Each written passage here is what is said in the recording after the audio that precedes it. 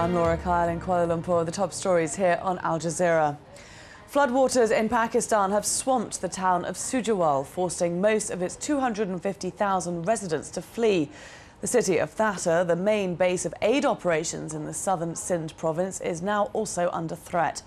The world's foremost group of Islamic states has pledged nearly $1 billion to help flood relief efforts.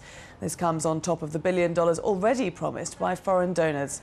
The flooding began more than a month ago after heavy monsoon rains. It's the worst natural disaster in the country's history. The mayor of the Mexican border town of Hidalgo has been shot dead. Marco Antonio Leal is the second mayor to be killed in Mexico in the last 2 weeks.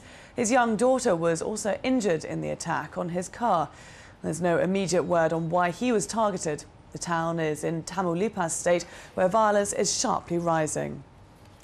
An Indonesian volcano has erupted for a second straight day after being dormant for more than 4 centuries. At least one person has died and dozens more have been hospitalized after Mount SINABUNG erupted in the country's west. The Indonesian Disaster Management Agency says at least 21,000 people have been evacuated following Sunday's eruption. 19 people have been killed in a shootout in the Russian Republic of Chechnya. Anti-government fighters attacked the home of the Chechen president Ramzan Kadyrov, sparking a gun battle with the president's security guards. 5 civilians were reportedly amongst those killed.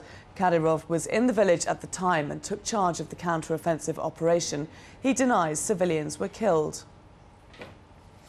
Monday marks the deadline for political parties in Myanmar to register candidates for an historic election.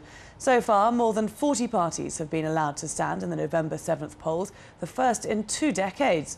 But some pro-democracy groups have said their members have been intimidated. Leading democracy activist Aung San Suu Kyi has been in detention for much of the last 2 decades and is barred from standing. The United States is marking 5 years since Hurricane Katrina. 80% of the city of New Orleans was destroyed when a ring of levees broke, causing massive floods. The hurricane killed more than 1,800 people across the Gulf Coast. Much more on our website, that's aljazeera.net/English.